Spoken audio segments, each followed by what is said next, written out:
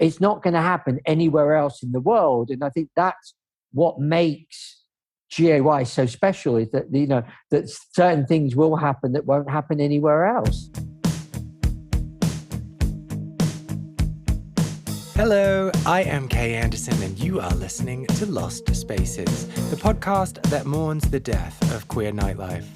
Every episode, I talk to a different person about a venue from their past, the memories they created there, and the people that they used to know. When most people think of GAY, the iconic club night that has hosted performances from such superstars as Kylie Minogue, the Spice Girls, Madonna, and my personal favorite, Daphne and Celeste, they think of the Astoria, the central London music venue that hosted the night from when it started in the early 90s right up until the late 2000s. The Astoria, unfortunately, was the victim of Crossrail, a railway construction project that started in 2009 and completely changed London's queer scene, resulting in the demolition of the Astoria, as well as other queer venues like Ghetto and First Out Cafe. I caught up with Jeremy Joseph, the owner of the GAY nightclub chain, to find out about the early days of the club, what it was like working alongside the mafia, who was responsible for the worst performance in the history of GAY, and why the Astoria has such a special place in his heart.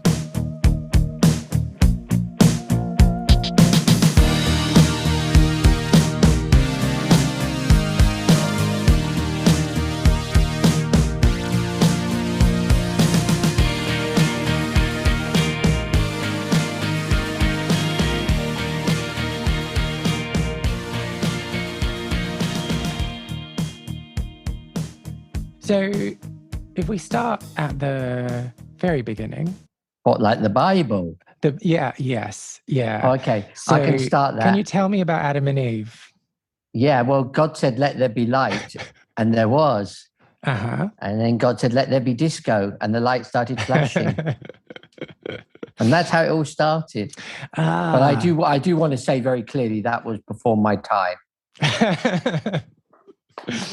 And you know, was the disco ball the first iteration of that plan, or did he start with cubes? Did he start with other objects? I wasn't there, so I'm going to guess that the apple was the first disco ball. Yeah, well, that would make sense. It's got the built-in it was on the tree, it was spinning, the light hit it, and it created this kind of disco. And the snake and I think it was just the snake and Adam and Eve. They were the first people in there. Just getting down. Yeah. Okay, but so GAY started in 1976, and that's you were not there. In what year? I got this on Wikipedia. 1976. Absolutely not. Well, okay, but it was like earlier where iterations. Did that come from? Earlier iterations. No, absolutely not. No. All right, so Wikipedia, you were wrong. GAY didn't. Wikipedia. Listen, first things first. Never listen to Wikipedia.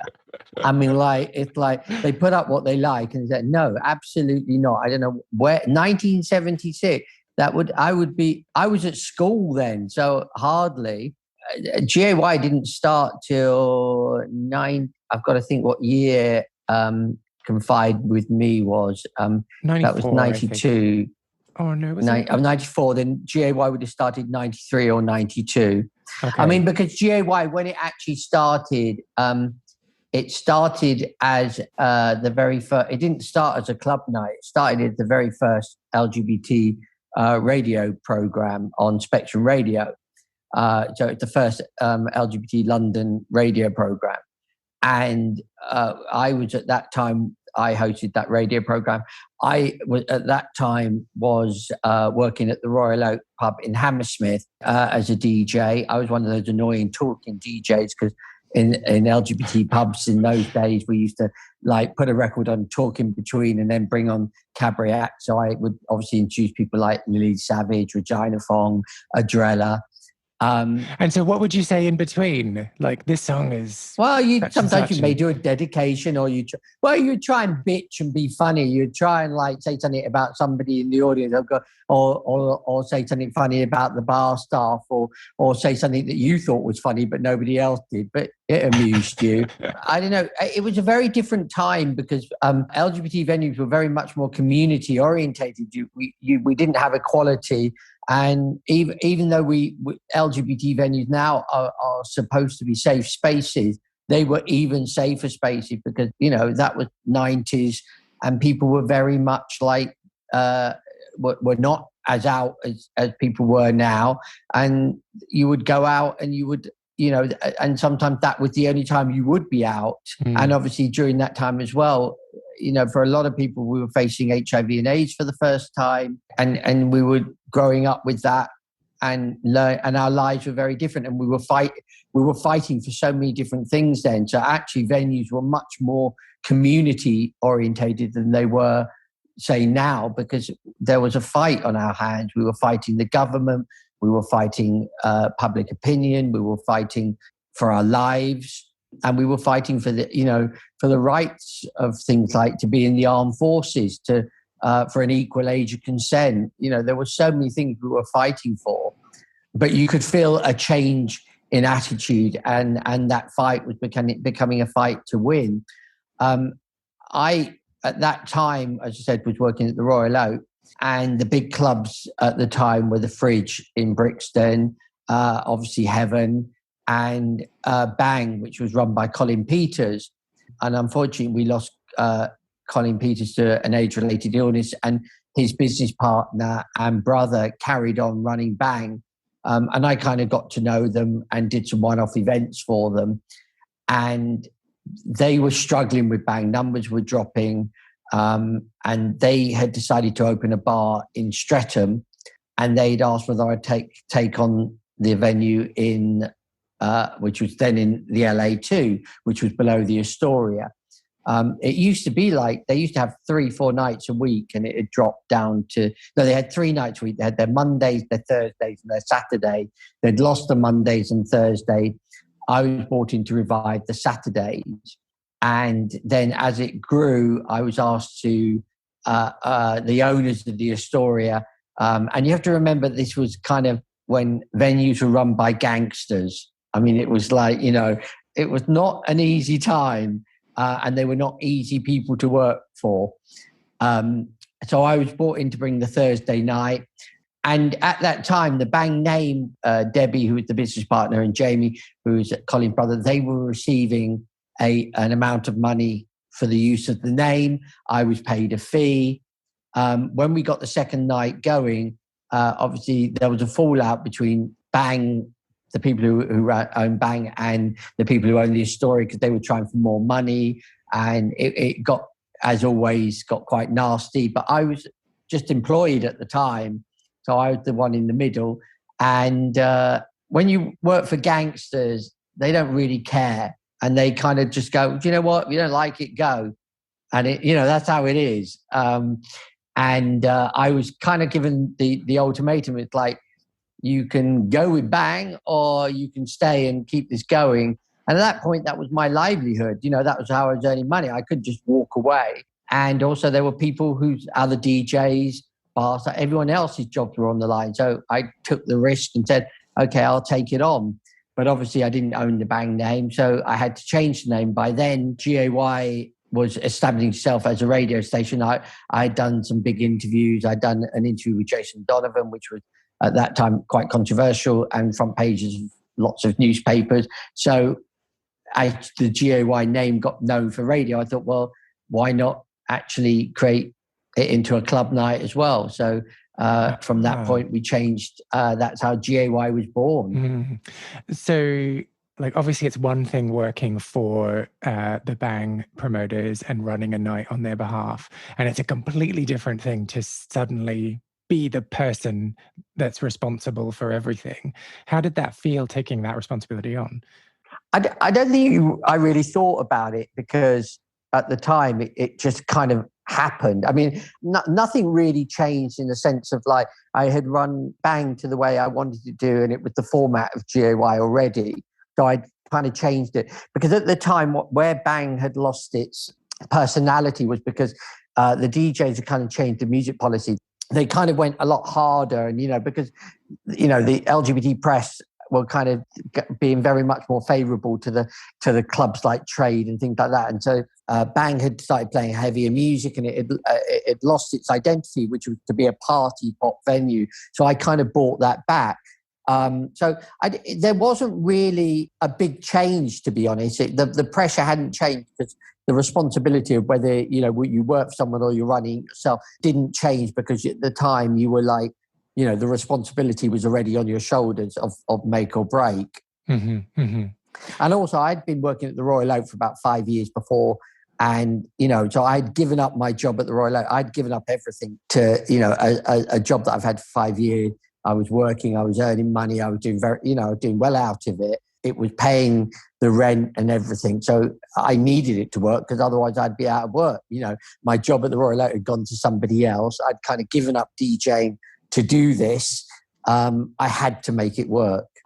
Well, nothing like that kind of pressure to get you going, is there? But it wasn't. I think I don't think it was a pressure. I don't look at it like that as pressure, because I was making it work.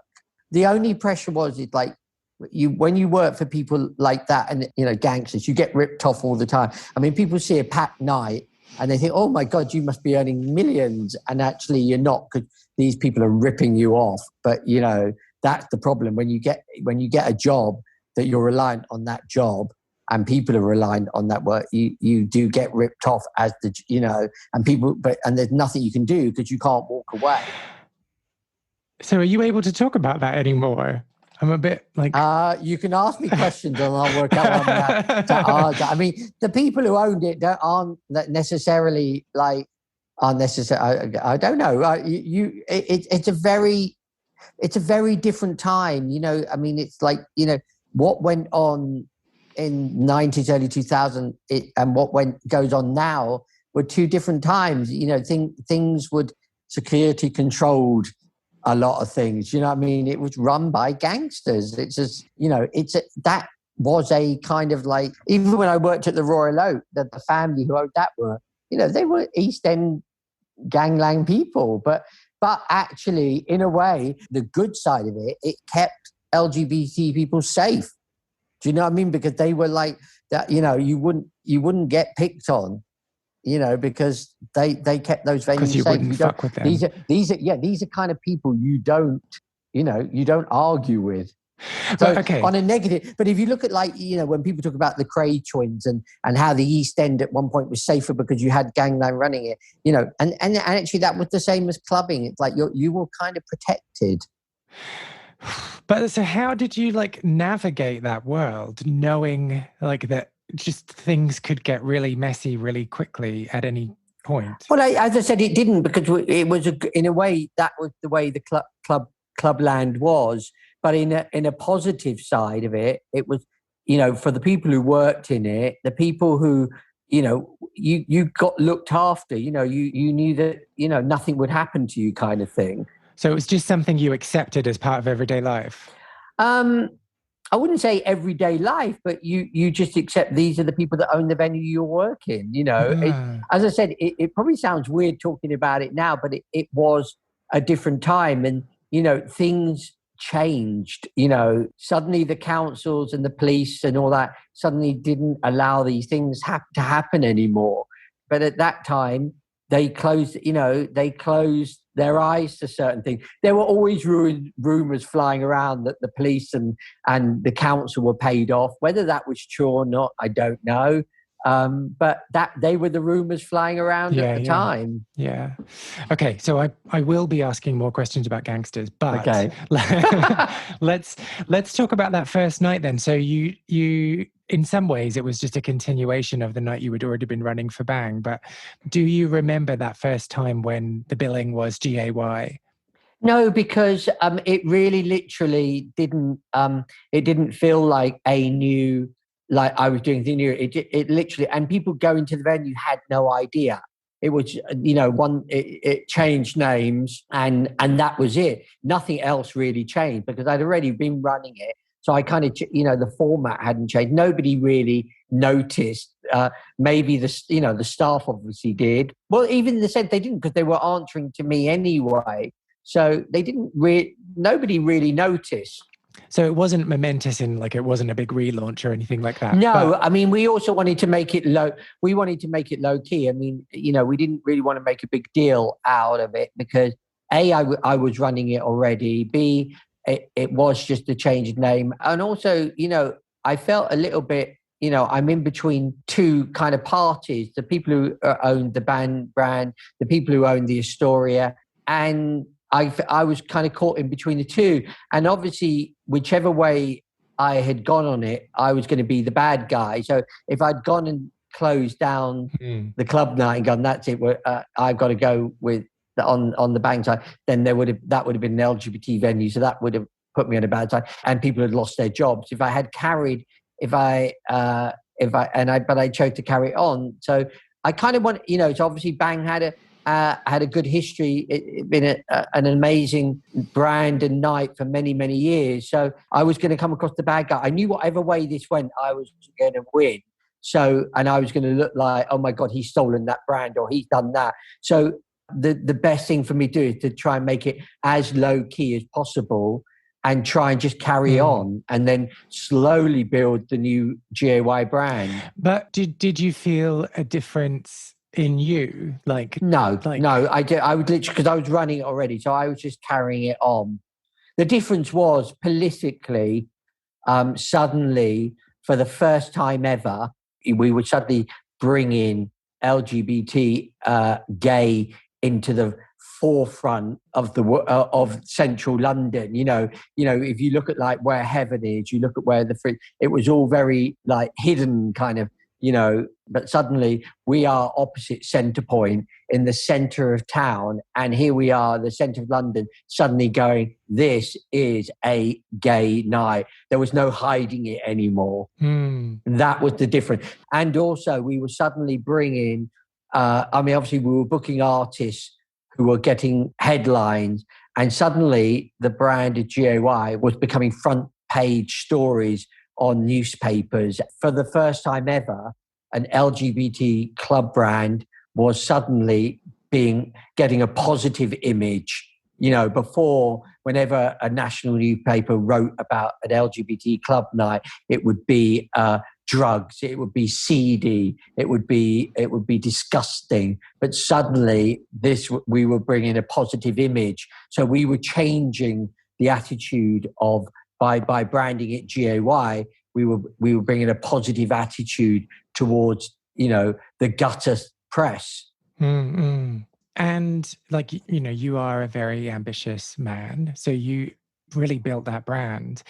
I guess the question I have is have you always been ambitious, or was it just that I've got this opportunity, I may as well exploit it?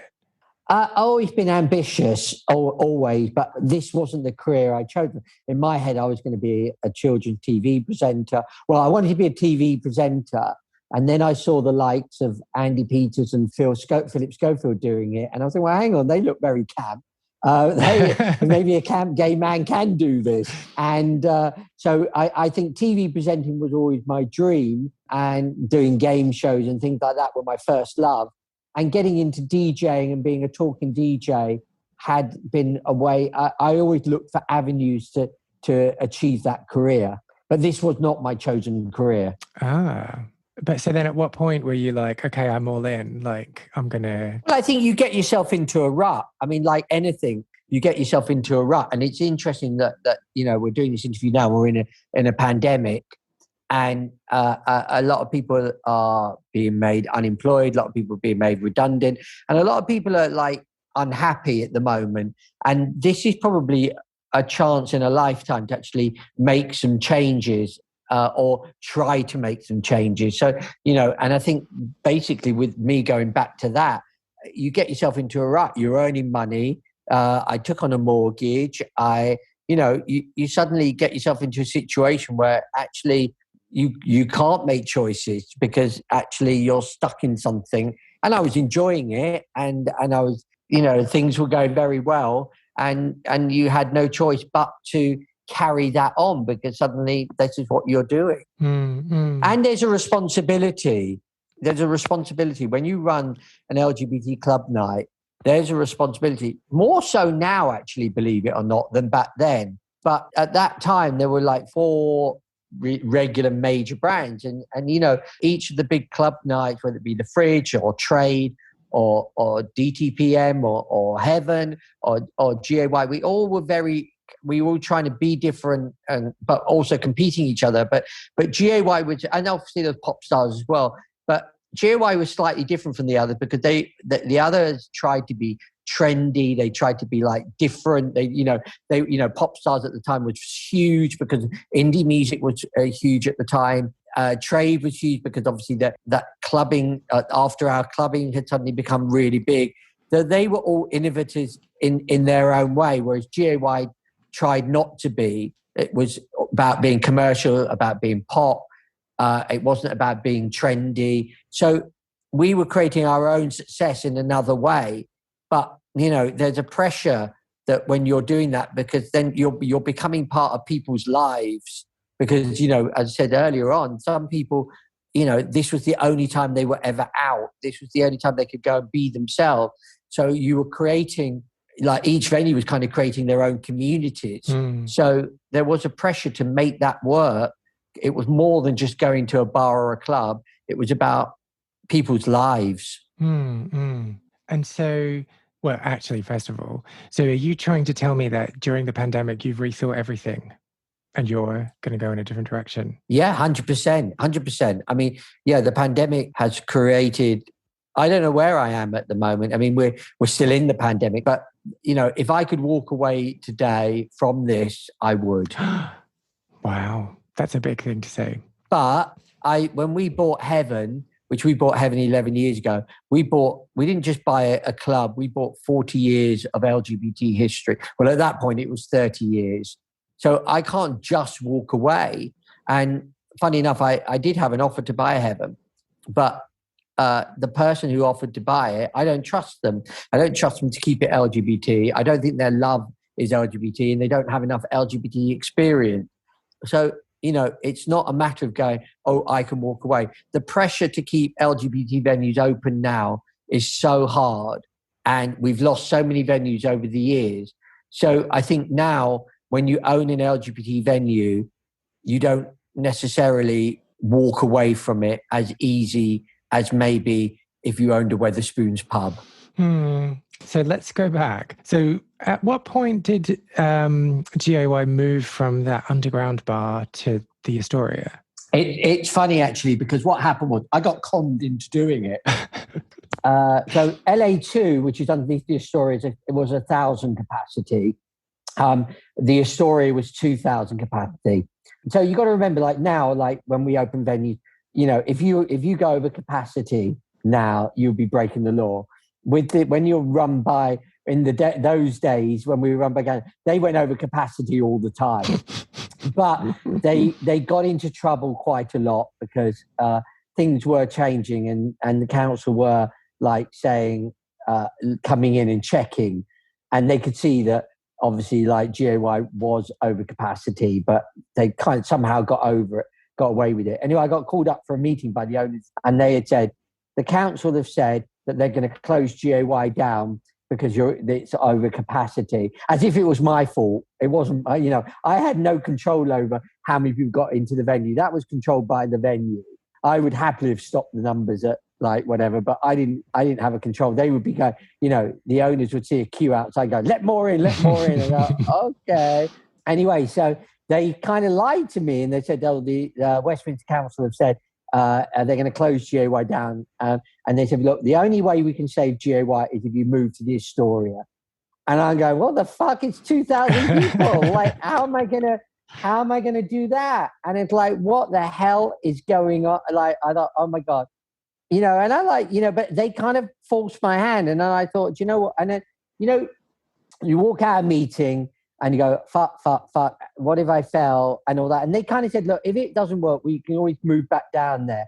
And I'm thinking, okay, maybe, again, this is an opportunity. So, and I suddenly realized that if we moved into the Astoria, we would be the biggest LGBT venue in the country, because it was a higher capacity than the Fridge. It was a higher capacity than Heaven. And I just thought, oh my God, I could be the biggest promoter in the country. What the fuck? Let's do it. So you weren't just like, no, fuck, and just crawled up into a ball. No, I did. I mean, it took me a few days. I mean, I was like, you think about it. And then what I did was I didn't tell anybody.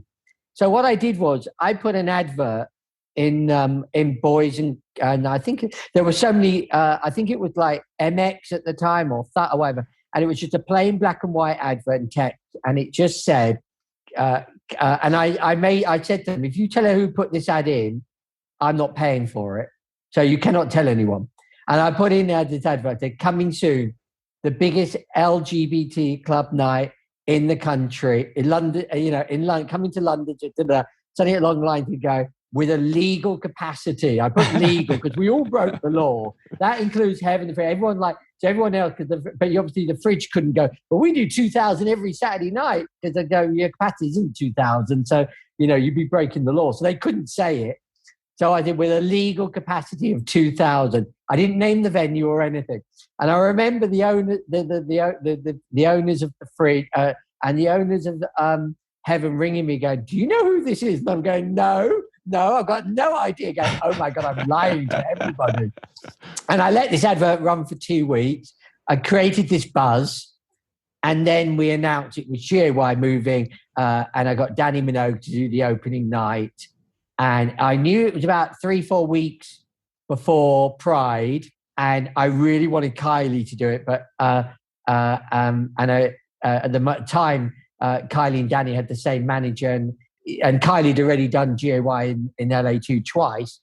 And I had asked if I move up to the Astoria and it's going to be this huge number, would Kylie do Pride for me? Because she'd done a Pride for me before.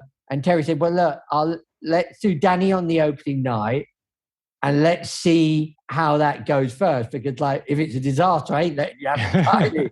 So we did Danny on the opening night. The queues went round the block. And the Astoria has the most amazing stage. I mean, just incredible. I mean, there wasn't a stage like it in London. We could do things on there that we couldn't do anywhere else. It was amazing.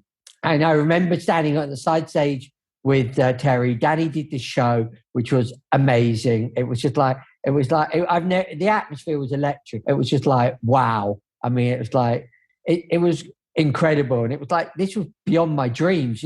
These were people that I used to play their records and then suddenly I'm working with them.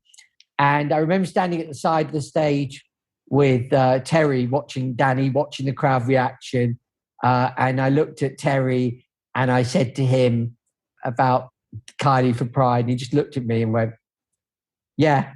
And I go, oh my God, I've got Kylie for Pride again. Oh my God. And I go, but you can't tell anyone yet. I go, why? You just said, yeah. She said, because I haven't told Kylie yet. I went, oh, okay then. Because I wanted to go, they go, Kylie's in 3 weeks time. So, and it was just amazing. It was just like this, the beginning of an incredible journey, because to have Danny on the opening night and you knew that you were going to be building this brand in the Astoria because you were suddenly getting bigger names. And then suddenly this was a credible venue for people to perform at, because they were going to get, perform on a stage that was huge. It was just and suddenly we were launching acts, and that it was a complete game changer. Yeah. So let's talk about the pop acts and musical acts that you had perform. You'd started doing it when you were in LA too. Do you remember who the first act was that you booked? At the time, I remember, the first thing was I wanted to put artists on. I mean, the first time it was kind of like the divas that were going around doing other venues, like people like Kim Mazel, Jocelyn Brown. They were the kind of first acts we were putting on. But I'd always had in my heart to put on acts that I thought were that hadn't done venues before. And I wanted to try and put on some acts like that. And obviously you've got to remember that this is not now and then. But I remember that the two acts I really want, the two game-changing acts for me, in the sense of changing the atmosphere of GAY, was Sonia and Bucks Fizz. And I'd never known anything like it. So I remember putting Sonia on Valentine's Day back in whatever year it was now. And Danny was a game-changing act as well, but it was in order. I know the first act was Bucks Fizz. And I remember putting them on. I thought, well, they're pure pop. And I thought, why? No gay venue put them on before. And I thought, why? And it just made, like, at the time, they were this huge pop act. And I couldn't understand why no one had put them on. So I put them on. The atmosphere of putting an act like that on was just electric. I'd never known anything like it. And it was a game changer. It was this huge pop party, and I'd never felt anything like it before. And I suddenly realized that that was when I knew that this was the beginning of something special. And I remember, and I'd never heard a crowd chant a name of that, and everybody I can't remember what song it was, they all started chanting for Cheryl. Go, Cheryl, Cheryl. And even the boys were standing there, and Cheryl was just standing there. And at that time, Bucks Fizz was only 3. It had gone down to 3. It was Mike, Bobby, and Cheryl. But Cheryl was obviously a star on TV and things like that. But she was a huge star. And so everybody just loved her. And that was going. And then exactly the same thing happened. I remember it was a very special Valentine's Day because I was involved at the time with Outrage, and I had been asked to do something on the back of a lorry, and Peter Tatchell had arranged to change the name of Old Compton Street to Queer Street. And I remember being on the back of a lorry going down Old Compton Street, renaming it. We were playing loud music. And I remember also being on this platform on a microphone with Peter Tatchell and Derek Jarman. And it was this huge party down Old Compton Street. And then we were doing an after party with Sonia. And again, that atmosphere we had with Bucks Fizz was exactly the same. The place just started chanting Sonia's name, and it was just electric. So I suddenly realized that, again, we had something really, really special. And then about 2 weeks after that, 2-3 weeks after that, we had, who was it on next? It was, that's right, I was supposed to have Boy George, and he cancelled. And for some reason, I can't remember why. And at the very last minute, the agent that I booked him through had said, look, I can try and pull a favour. I'll ask Daphne Minogue if she'll do it. And Danny said yes. And that was the first time, obviously, we had Danny on. And that was just the game changer, because I was building a relationship between myself and Danny. Well, mainly between Terry, who managed them. I was building a relationship with him. And that kind of changed things as well, because because obviously then from there we managed to get Kylie. So it was all kind of a journey of a route of where you get to, because obviously people look at GAY and they go, oh my God, you had Kylie, you had Danny, you had, the names you had, the list of people who've done GAY over the years, the Spice Girls, all of those artists. It didn't just happen overnight. It was a gradual thing. To build it, you had to create a trust between you and record labels. And that was very hard because, interesting enough, as much as record labels were run by a lot of gay people, they were not literally the most supportive people of LGBT venues. It was easier to get female performers than it was to get male performers. I remember one time that I nearly got Justin Timberlake to do GAY, nearly. And I remember, the agent at the time kind of stopped it because he said, well, we don't want people thinking that Justin's gay, do we? And that was the kind of attitude then, For a long time, I was convinced that maybe Justin was homophobic. And because obviously I would kind of work out, hang on, why did we nearly have him? Why did we get so far down the route to getting him? And then it didn't happen. I thought, well, it had got to a point where somebody had stopped it from happening. So I kind of thought, but it turned out actually, when you look at, and it's important to say this now because obviously I don't want people to misconstrue that he isn't, because you look at what he's done for support for LGBT rights and things like that. So it wasn't until after I realized it wasn't him that was the problem. It was people who underneath him who were obviously he probably doesn't even know that this even happened. But isn't it incredible? Like right now, it's just a given that if a musical act is trying to break, that they will have a specific strategy around how to reach queer audiences. But 20, 30 years ago, it was like, no, maybe we don't want to be... It's not just a queer audience. I don't think it's just a queer audience, because also you have to remember as well, for a lot of bands, and it's not just a gay audience, but it's also the first time that they get to perform to an adult audience. So, because if you look at like someone like the act, like the boy bands we had, I mean, we did one of the very first gigs ever for Boyzone. And I built up a relationship with Louis Walsh. We've become very good friends. But if you think about it, that Boyzone till then had only performed to teenage girls.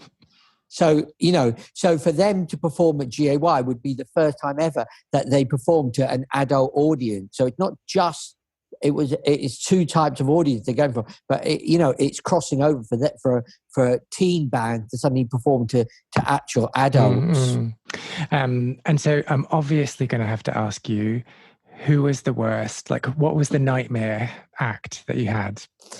The nightmare, I'm not really into kind of slagging people off, because I don't really believe in that. And it's not really my thing. But I mean, the only nightmare night once was for me, but it was probably, again, a bit like of me being uneducated as well, because sometimes, so often before like GAY or, even Heaven now we do it. Sometimes we do gigs before the venues open. And I remember that Gary Newman was doing the Astoria before a gig before the club night opened. So I thought, oh my God, Gary Newman, that'd be really iconic. He's like electronic, he was the start of electronic music. So he's a pioneer. So I thought, oh God, but Gary Newman had changed.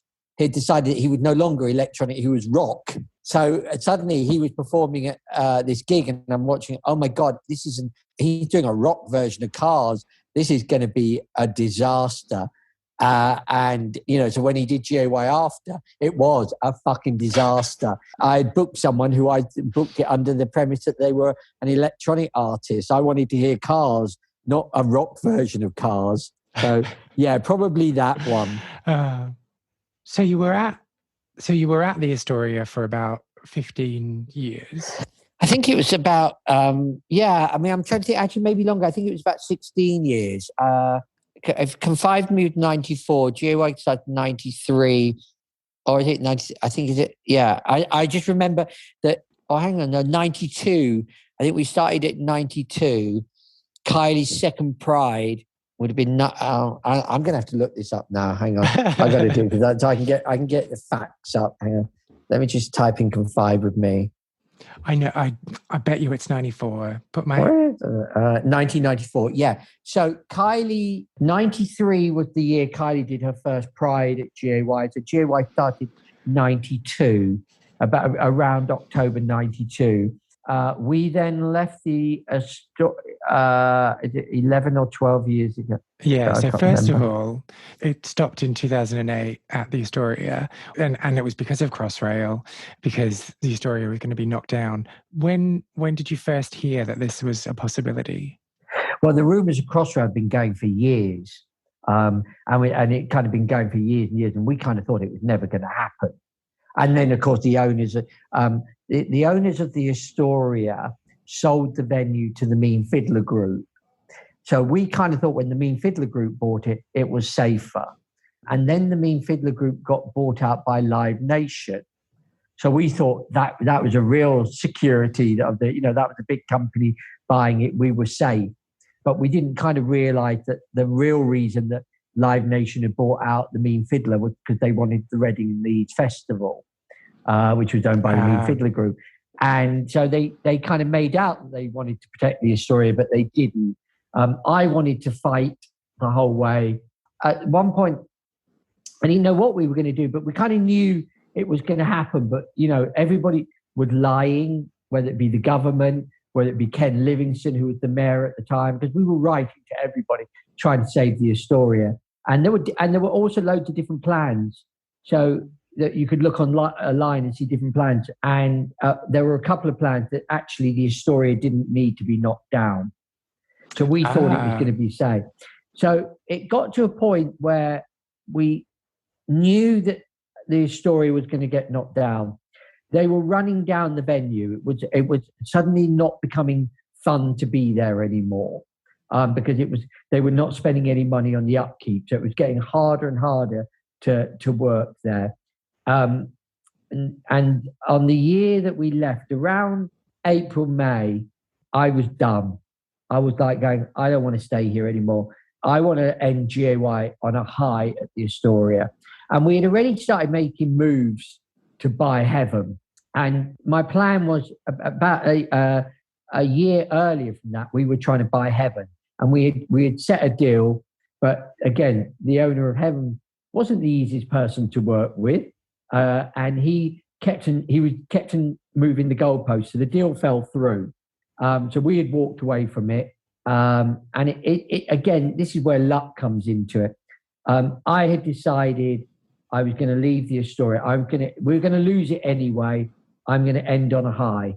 So I thought, and I'm going to do it on the way I want to do it.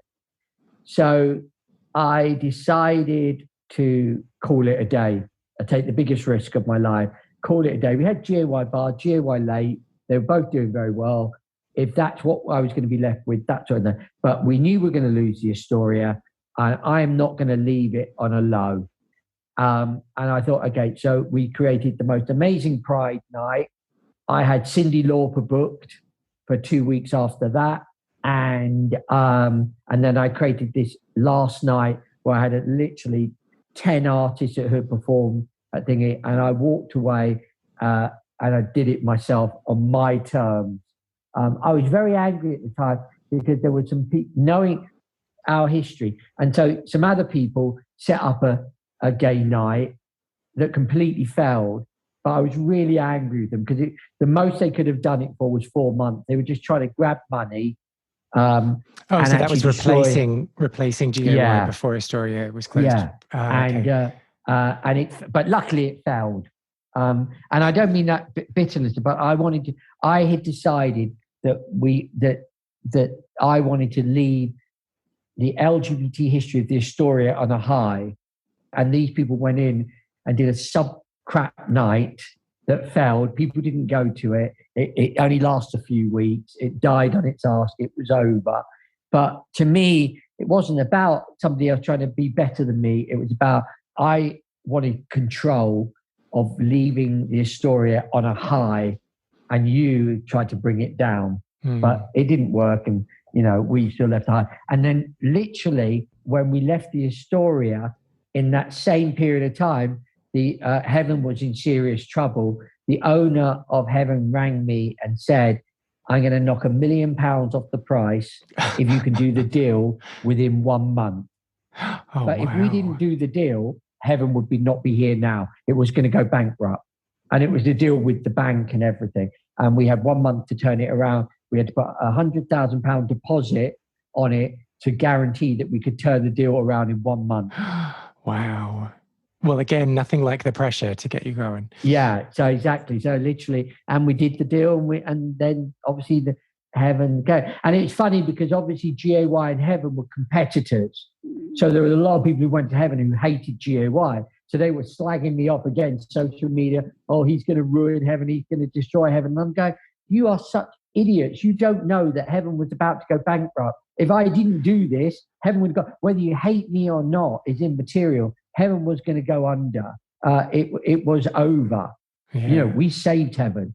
Yeah.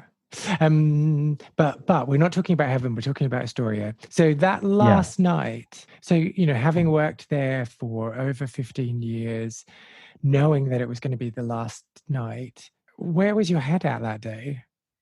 I don't know. I mean, regret all the time. I didn't want to leave. It wasn't a choice. But and creating most. I remember the week before we had Cyndi Lauper on. And it was just the most amazing night. She put on the most incredible show, and having Cyndi on, and I was on stage with her. And my head was going, I'm about to lose this. I've got a legend on my stage, like a legend, and it's like I may never have this again. And that but I knew at the end of the point I was going to lose it. So I could have kept it for a few more months, but it wasn't going the direction I wanted it to go. I felt like, as I said, it was becoming harder and harder to run the venue. It had no heating in the venue whatsoever. So I kind of left during summer, so because I knew that the Astoria in winter was hell. So I'm thinking like, I didn't really want to go through that. Mm-mm. And then, so the last night there were a number of performances. Then, obviously there would have been a few balloon drops, and then the venue closed. Everyone left. What did that feel like? Well, what happened was we went on stage at I think 4 a.m. All the staff, everybody went on stage, and we literally said we're all going to leave together, and we all walked out together. Oh. And then I realised that I'd left something behind. So I had to go back 20 minutes later. I did this big dramatic walk out with everybody. I said, come on, we're all going together. And actually, and then I had to go back and pick something up. I had the staff wages. I hadn't paid it. I forgot to pay everyone. And I had the staff wages in the office. In fact, they came and met me outside GAY bar. And they said to me, we haven't been paid. And I went, I've got no money. I'm going, oh my God, I've left your wages. I have to go back to so I did this big dramatic walk out and had to go back and go get everyone's wages so they could get paid. So one of the other things that I always ask anyone who comes on the show is what kind of canoodling you got up to. And obviously I know you were very professional. What do you mean by canoodling? Well, was there ever any romantic or sexual dalliances in GAY? Did you wait till everyone to leave and then make out on the stage? Oh God, yes. Yes. I mean, you can't lie about any of that. I mean, yeah, but I mean, it's weird because it one of the things you look back on, it's also a little bit scary as well because things were very different then, and what you got up to then, you couldn't get up to now. What were you doing, hanging from the rafters? No, but I mean, look, you have to remember, okay, things happen okay, I'll give you a prime example. I'm not going to name drop someone because I think it's not fair on them. It's their story. But there's a certain celebrity at the moment, American celebrity, which is who has in this whole cancel culture about there's allegations against them. Now, whether those allegations are true or not, and I don't know. And I don't know this person. Okay, I've never met them, but I know that they were caught in the toilets having sex at Heaven. This is before we owned it, but I know of this story. Now, that person has been now kind of crucified for having sex in toilets of clubs. And one of the managers of Heaven said, oh my God, that happened at Heaven as well. But the difference is when that happened at Heaven, those kind of things happen. Men went and had sex in toilets. Look at the whole situation with George Michael in LA. And a lot of it is not necessarily, let's go and have sex in toilet. It was somewhere where maybe you couldn't take somebody home. Maybe it was a different time. So what went on then may not be acceptable now. Unfortunately, cancel culture is allowing you to cancel out. But actually, you have to look at that particular celebrity wasn't out then. So that was their only opportunity probably to have a dalliance with another man, So things did happen. So often yes, you would have an experience in a club with somebody because often you couldn't take somebody home or you couldn't go back to there because maybe they, lived with their family or they lived with a flatmate that didn't know they were gay or wasn't accepted. It was a different time. So as I said earlier in the interview, people would go to LGBT venues because that was the only time they could be gay. Well, that includes sexual experiences, but things were different then. So as I said, what was acceptable then isn't necessarily acceptable now, but doesn't, so yes, things did happen. But I can't pretend they didn't. But you're because I would be a liar. You're sidestepping my question somewhat though. Okay. All right. Okay. What's the question? Did you get up to anything? Yes. But I'm going back to that story to go, I said, yes, yeah, I did. Because, you would meet guys and things would happen, there would be times where somebody would say, have you not got an office? They go, well, I don't have an office, but I know somewhere we can go. And you would. The opportunity would happen. So yeah, you can't lie and say it didn't. Oh, that's all I'm getting, isn't it? Well, I mean, if you want to be a bit, but I'm telling you, it happened. What else? You're not ask something else. Well, ask me. Are there any particular? I'm quite honest about. Are there any particular memories that stick out? No, I'm trying to think. No, not really. No, I'm trying to. I mean, I'm sure there would be if I really thought about it, but not really. I would always prefer someone to come home with me. I always prefer that. I mean, I've never really been the kind of person that wants to like have sex and then even if it's a one night stand, I prefer to wake up with someone in the morning. Oh, really? Yeah. But then you have to like have breakfast with them and everything.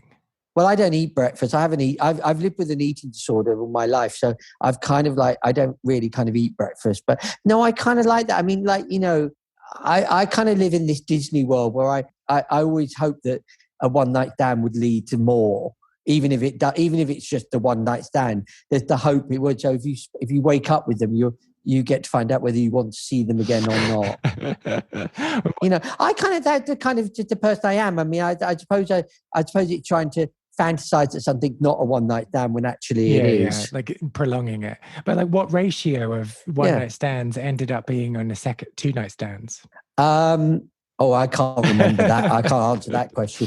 But I can answer the question that most times it was them that didn't want to see me again. Aww, I mean, why? Yeah. So I don't know. You'll have to ask them that. That's the question. Why did I can go on one of those dating shows. Why did you not want it to be a second date? Maybe I was crap in bed. I don't know. I mean, I did have there was a period of the Astoria where I had a long-term relationship. I also had issues with my body, which I still have to do with having an eating disorder. So that affected things as well. Yes, that's a bit difficult, isn't it? Especially when the scene is so... it's diversifying now, but at the time was so body focused. It was, but it was very body oriented. I also did some really bad things at the time to stop me from eating. And those kind of things also created mood swings, taking diet pills and things like that which create mood swings. So, and that kind of changes who you are as well. So, creating mood swings probably maybe not the easiest person to be around. Ah, interesting. And you're not doing those now, I hope. Not doing it now. I mean, but I still live with the eating disorder. It's a matter of like learning how to deal with it. I use running now, but it's an obsession with running and marathon training and things like that to deal with the eating and body issues. But I have done some really bad things to me, which I'm open about because I hope because I don't think enough men talk about eating disorders. But when you do things, you don't necessarily realize the other damage that you could be doing to yourself. When diet pills, for example, do create damage on other things. Obviously, it stops you from getting proper night's sleep. It creates mood swings. It was really weird how I could lose it over something really tiny, but actually not over something major. It is this really interesting thing how addictive exercising can become and how you can become really singularly focused on like, I think, have to do this for miles. I mean, it's slightly different for me. So so the problem is that often people want to put labels on things and when you put labels on things, it becomes harder to deal with. But I wouldn't say like I've had bulimia. And I definitely haven't had, what's the other one? I've forgotten. My mind's gone blank. Anorexia. I don't know whether I have had a form, because it's, when you look at the terms, they're very specific. I mean, definitely not bulimia because I've never tried to, I have tried to stick my fingers down my throat, but I'm not very good at throwing up. So it doesn't kind of work. I've tried more laxative because it's easier. But when you do things like have eating disorders, so I can't have food in the house. So if I can't do a weekly shop, if I did a weekly shop, I would eat it all in one. It would be gone in one go. So I can't even have it in. I just can't even have food in the house. Otherwise, it will be gone. I mean, I've woken up with a cornetto wrapper on my shoulder, and I've eaten it in my sleep, and it was in the fridge, the freezer. It's like I can't throw food in the bin because I would get up in the night and take it out of the bin. I've been known to throw food out of the window onto the street because that way I won't eat it. So I buy food as I eat it rather than thinking. But then I also worry about putting on weight. So what I do is if friends say, "Do you want to go out for dinner?" Very mostly I'd go out for dinner with a friend on a Tuesday night because I don't worry about what I eat on a Tuesday because my marathon training and my longest run of the week is always on a Wednesday morning. I put Wednesday mornings around for marathon training, and it's an average of 13, 14 miles every Wednesday. So psychologically in my head, I can eat what I like on a Tuesday night because I'll burn it off on a Wednesday. So so I kind of use running as when I'm going to also eat as well. And it's this very kind of controlled way of thinking about things, isn't it? Like if I do this here, then this will be fine here, and this will be this here. I was running like quite a lot for like a while, like doing like half marathons 3 times a week, just because it was like, this is going to help me not think about things that I'm thinking about. And it's just going to. But actually, sometimes running helps me think about things. So sometimes, like running when I go for a run. Sometimes if I'm on my own, it gives me ideas. Yeah. So I can go for a run and suddenly go, "Oh my God, this is what we can do." And some of my ideas for club nights and things like that have come from running because you're coming up with ideas.